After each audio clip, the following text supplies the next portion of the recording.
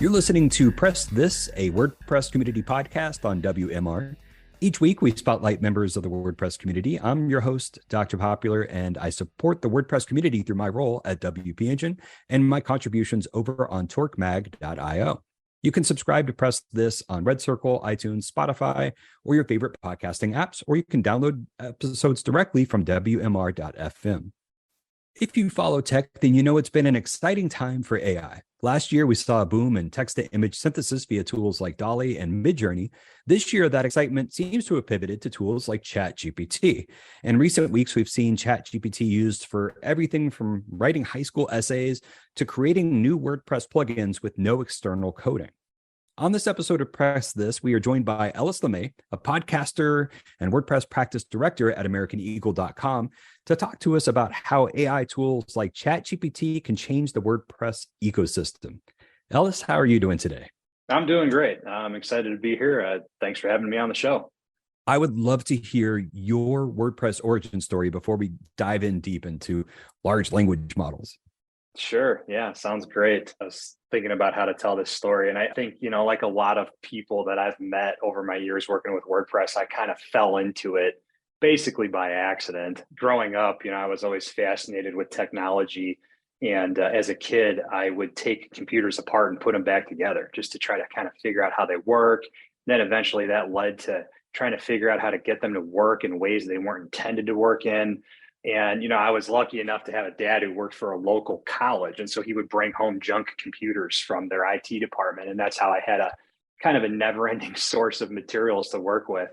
As I kind of got a little bit older, I started to get more interested in the software side of things, started to try to get computers and Windows to do things that it wasn't meant to do, basically. But eventually, I went off to college, believe it or not, didn't study computers in college.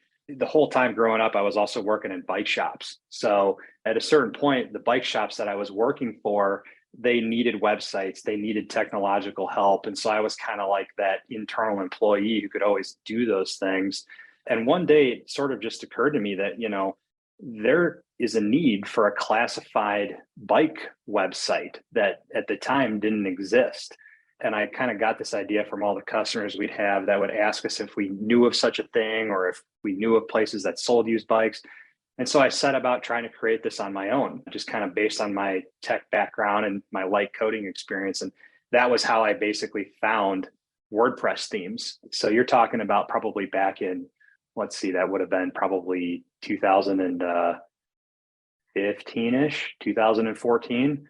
Maybe around there. Once I got my hands on WordPress themes, kind of my childhood passion of like taking things apart and figuring out how they work just came rushing right back in, because that's how I learned theming and plugin building, was through basically reverse engineering them. And as part of your current job, you study technology trends, and you've always kind of kept your eye on WordPress stuff, but lately you're also really diving into the potential of AI, including tools like ChatGPT, which I mentioned many times at the beginning of the show. Can you tell us a little bit about ChatGPT and how it works? Yeah, I think there's kind of the layman's explanation, and then there's of course deeper explanations about the technology that's powering it. But on the surface level, it's really grabbing a lot of people's attention, including people who are not technologists or maybe don't consider themselves to be, because essentially what it is a piece of software put out by OpenAI where you can look at a chat-like interface, a box where you type in your input, except you're talking to a computer that has learned off of language models. It can then interact with you as if it's a person. So it can do interesting things like understand context that other search interfaces and things like that most people are used to can't do. So that's essentially it, kind of on the surface level. I think, beneath that, there's probably some really intense algorithms that work through combing through data and large language models and huge data structures for it to soak up that knowledge. Before the show, you and I were kind of mentioning how one of the things unique to ChatGPT is the chat-like interface, where you can kind of have a discussion with the computer and it'll spit out something very confidently. It may or may not be, correct, but that's kind of the interface that's happening. And that's a pretty revolutionary thing. Can you tell us, how is a tool like ChatGPT or something else out there like it, how can those improve experiences for WordPress visitors to my WordPress site? Yeah, that's a really good question. I think that some of the potential that tools like this, and ChatGPT in particular, may have one day for improving user experiences, maybe from the implementer side. And perhaps I'm biased because I'm a guy who builds websites all day, every day. But something I kind of pictured that I thought would be really fascinating is, I get involved in all kinds of UX studies where essentially what we're doing is taking the feedback from dozens and dozens of users of a website or an application and getting their qualitative feedback on what their user experience was like. And, I imagined a situation where you scaled that out to potentially hundreds or thousands of people and then used a tool like ChatGPT to do the analysis on those large volumes of qualitative feedback, just to distill it down into some takeaways, some literal actionable tasks or steps you could take with your interface, based off of analyzing thousands of user feedback sessions. And that's something that, people could do that, but it would just take a long, long time. So are you describing, I think that sounds pretty cool. If I understand that correctly, it sort of sounds like you're describing running a test or just kind of looking at the way users visit your site. And then you have this big data and having something like ChatGPT to help kind of break that data down so that you don't have to know how to look through all that data. You can have something kind of talk to you and give you suggestions. Is that what you're saying?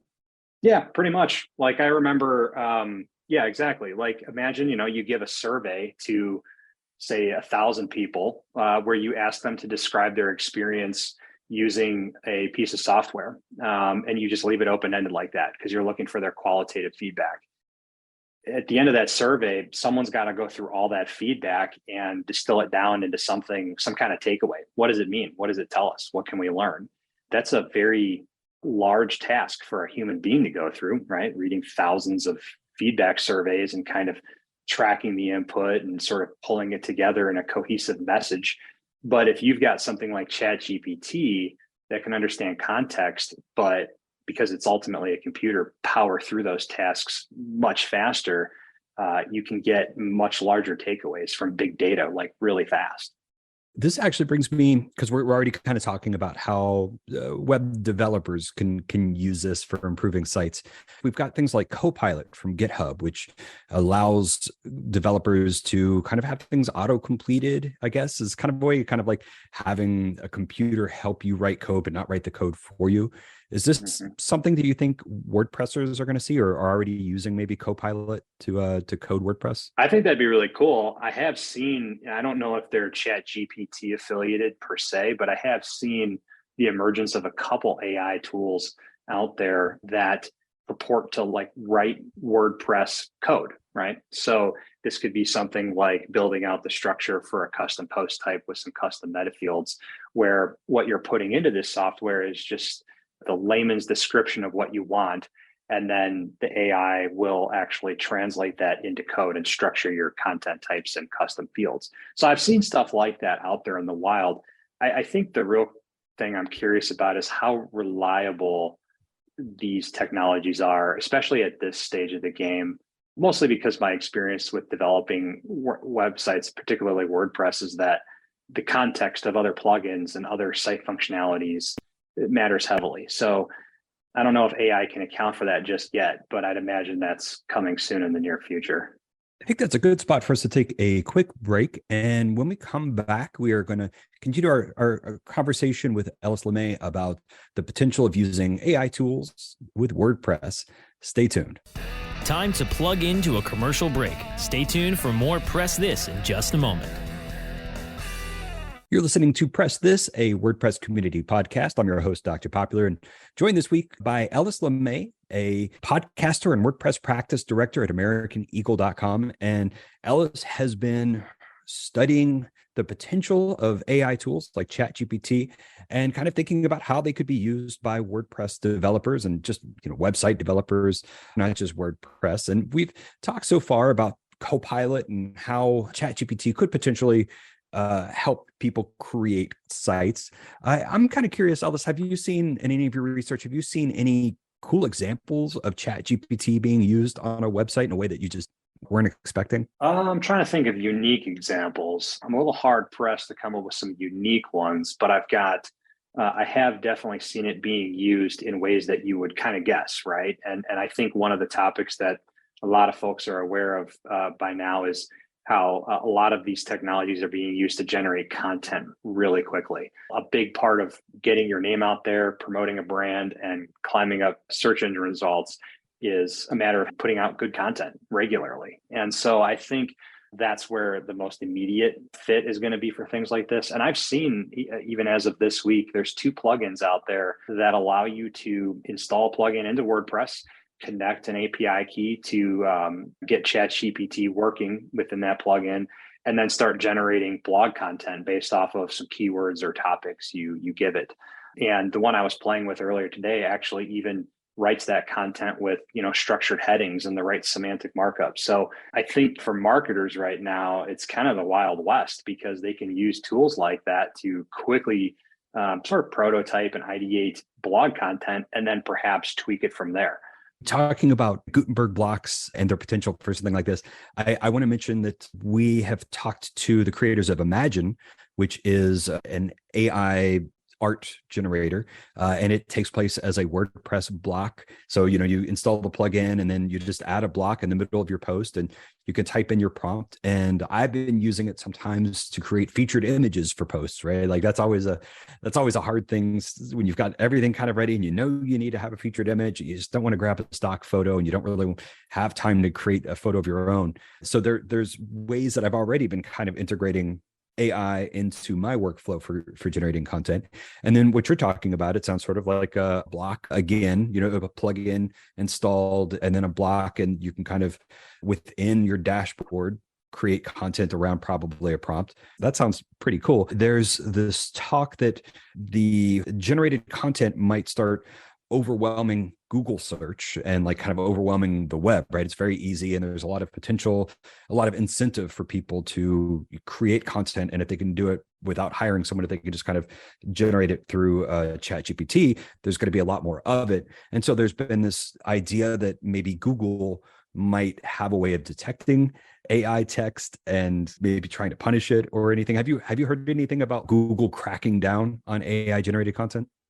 I haven't heard any specific news about Google doing this, but it's really easy to imagine that they would want to, right? Because a few weeks ago, when I first started to hear about ChatGPT and explore it, all you had to do was get on YouTube, and within a matter of, like half a minute, you'd start seeing headlines for videos about how, ChatGPT is going to end Google as we know it. I got to imagine Google's not a fan of hearing messaging like that. So from that standpoint, of course, they'd probably want to kind of control this a little bit. But, the other thing too is as a developer, I've always been tracking Google pretty much since day one, because everything you build has to play well with it from a structure standpoint, but also for digital marketing purposes, ranking and, promotion. What I'm curious to see is, as I've understood it, one of Google's core missions is to kind of democratize the web. Their goal is to basically get the best content, the most relevant content into the hands of people who are looking for it. And so you kind of have to ask the question of, if everyone is using AI to generate content, is content sort of across the board going down in quality? Because you no longer have the critical thinking and thought leadership of people behind it, but some of it's being generated by a computer. And if you think about all of the changes to the Google algorithm over the years and how they've basically made big strides to weed out things like keyword stuffing and things like that, you got to think that they're going to start to put an emphasis on staying away from computer generated content, because it just won't be viewed as authentic as human generated content. Yeah. I mentioned earlier, the answers ChatGPT gives are very confident, whether it's writing code or whether it's giving you a book report. And it is definitely a better writer than I think I am. I have to admit, that's not my strong point. But just because it's a better writer, I am personally a little worried that it might start to trend higher on Google with not necessarily the correct answers. And I don't know if Google has a fix for detecting AI, but also like for detecting accuracy. But then I guess that's a whole other thing that currently we haven't worried about Google detecting how accurate is a thing. Is we just look at how long do visitors stay on the site? How does the site perform and other parts of their algorithm? There's going to have to be some tweaking for Google to still be relevant in a post-ChatGPT world, it seems. Yeah, it really will. And I almost wonder too where that sort of thing kind of collides then with the world of academia. Some of the people that I've talked to about this over the last few weeks are people who are teachers at all levels. And one of the first questions they have is almost this look of astonishment where they look at me and go, "Oh my gosh, are my students already using this to like cheat on papers and things?" And my genuine answer is, I don't know, but maybe. Mm-hmm. And so you got to wonder too, where, you already have Google and search engines. I mean, that really changed the landscape of how students did their work, but that was 20 years ago, and so kind of what new sort of risks is ChatGPT going to invite into that scenario? I think it'll be really interesting to see how that plays out. There's a lot of conversation too about how calculators were going to break students, like students need to know how to do all this very advanced math, not everyday math, but some of the more advanced stuff. They need to know how to do that, even though question mark if it's something they're actually going to have to apply. I think there's probably 20 years from now where there's a chance that we might be looking back at these conversations in the same way that we are looking back at how calculators ruined high school for students. Yeah, absolutely. It could be, and I think with every technical advancement, there's the potential that it's used for good and then the potential that it's used for not good. I'm kind of a self-taught person. A lot of the things that I know about, development that have been pivotal for me in my career development have been things I've self-taught myself. It's interesting developing your career that way because for me, it's essentially a matter of piecing together a bunch of great resources and learning how to learn along the way. But I have had occasions, sometimes of learning certain languages, where you kind of get stuck and you need someone to sort of fill in a knowledge gap for you. And when you're a self-learner, you're kind of at the whim of what you can find going through Google. I think that ChatGPT could actually be something that helps facilitate people who are self-learners because it could help show them resources that they might not know exist or just fill in knowledge gaps because it's got that context from those language learning models. On that point, there are tools, I think we mentioned or alluded to them earlier, tools like CodeWP, which is a website you can go and explain what you want out of a plugin and AI will create it. I think they're using ChatGPT, will create a plugin that may or may not work, but supposedly it's trained on WordPress plugins as its knowledge base. So it should be very specialized for that. Do you think at the moment, this is a good tool for people to use if they want to avoid coding? Should they be using tools like that? I think right now I'd have to go with kind of a solid no. The reason being is because, again, the context of the rest of your application matters. If you kind of push all that context aside and you write a plugin to do some specific functions or something specific, I think there's a high likelihood that you would install that plugin and then have conflicts with the rest of your ecosystem, or maybe encounter conflicts later on, right? As you introduce new variables and factors into your site architecture, you're writing more functions, you're building more functionality. I just think that it's not like a slam dunk one and done. I kind of look at ChatGPT and other tools like it, sort of like any other tool. The hammer doesn't build the house. The person holding the hammer builds the house, and that person needs to take into context a lot of other factors along the way during that journey. And I just see ChatGPT as really no different, at least for now. That's another great spot for us to take a quick break. And when we come back, we will talk to Ellis LeMay about potential uses for ChatGPT that he sees for WordPress developers.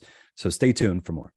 Time to plug into a commercial break. Stay tuned for more Press This in just a moment. Welcome back to Press This, a WordPress community podcast. I'm your host, Doc Pop. And this week we are talking about ChatGPT with Ellis LeMay, the WordPress practice director at AmericanEagle.com. Ellis, at the beginning of the show, you were saying you're keeping your eye towards this technology, and you also were saying you're building websites on a daily basis. I'm kind of wondering, have y'all had the conversation yet about using ChatGPT for some web design, for some project at AmericanEagle.com? Very lightly, very, very lightly. And I think one of the practical uses that we see for it during development is filling in like placeholder content. I think everyone who's worked on a website at some point has gone to a lorem ipsum website to basically copy and paste tons of placeholder content so that they could just simply build out their layouts. And when you're presenting prototypes and concepts to clientele, it really does go a long way to have some relevant content in your designs that just at least it isn't lorem ipsum. And so for now, we're just kind of dipping our toe and starting to use it for creating, blog titles and things like that. Really just for the purpose of demoing sites. We're not really promoting it as a tool to replace thoughtful content writing, but that's one way we're using it. But, we also have a great program at American Eagle called The Hatchery, where its sole purpose is to build upon emergent technologies and try to come up with innovative ideas to carry them forward. And so I can't share any details as yet, but there have been some ideas recommended to the Hatchery for developing it further. The example you were just mentioning about using it to create dummy content, I hadn't even thought of that. It's such an obvious one, but that's such a game changer. If you are, building sites and you want to be able to show, here's how it would look like to a restaurant, or here's how this site would look for something else. And you maybe even have some localized text in there or whatever, all with prompts, man, that would be so much better than lorem ipsum. That'd be like lorem AI ipsum. It reads in my head, but it doesn't sound good. But that's a really cool usage. That'd be cool if we saw something like that out there. All right. Well, maybe a listener will take that idea and push it forward. It might be early days, and I know that a lot of bugs are still getting worked out. And we said, we probably wouldn't be using this to like code a website yet. But I think early days, one of the things I'm kind of most excited about is definitely using it as part of my workflow. If I make a video and I'm kind of struggling to come up with that description of it that needs to go in the body of the text, I might go to ChatGPT and, kind of like tell it kind of what I'm looking for. And it gives me something. And I don't think I've used that exactly yet, but it's helped me out a lot. And I have, even for art, I've used Midjourney, kind of help get started with an art idea. And then I end up redrawing it from scratch. So just integrating it into my workflow, not necessarily replacing my workflow with it, has been really nice for me. And it kind of sounds like y'all are thinking in the same way. Yeah, I agree. One simple way that I've used it over the last couple of weeks is to get quick references to the meaning of things while I'm on calls with, clients and partners. It's almost kind of embarrassing to admit, but an example would be the other day I was on the phone with some leadership from an insurance company. We were talking about the 2.0 version of their website, and there's a lot of acronyms in the insurance world, and it was really helpful to have ChatGPT up because I could just type into it, what does blah blah blah mean relative to car insurance, and even though I could do the same thing through Google, you still have that sort of manual aspect to Google where you have to make sure that, what you're looking at is the right result. And you might have to kind of peruse through some of Google's interface to find your literal answer. But with ChatGPT, I just get the answer. So that's been pretty useful. And the people that I'm talking to on the phone really have no idea that I've got that in my back pocket. So I think a lot of little uses like that will continue to embolden the business world. Well, that's really interesting. I really appreciate your time today talking to me about ChatGPT. I think I'm thinking about it in much different ways than I was before. Ellis, if people want to follow you online, what's a good way to kind of keep up with the work you're doing? You can follow me on AmericanEagle.com's blog, just AmericanEagle.com/blog, as well as on LinkedIn. Well, I really appreciate you joining me for this episode of Press This. Press This is a weekly podcast. Next week, we're going to be talking to Ryan Single from Contextly about how to make your website stickier using tools like Contextly. Thanks for listening to Press This. I'm your host, Doc Pop. You can follow my adventures with the Torque Mag on Twitter @TheTorqueMag, or you can subscribe to Press This on Red Circle, iTunes, or download from WMR.FM. I support the WordPress community through my role at WP Engine, and I love spotlighting members of the community each and every week on Press This. Thanks for listening.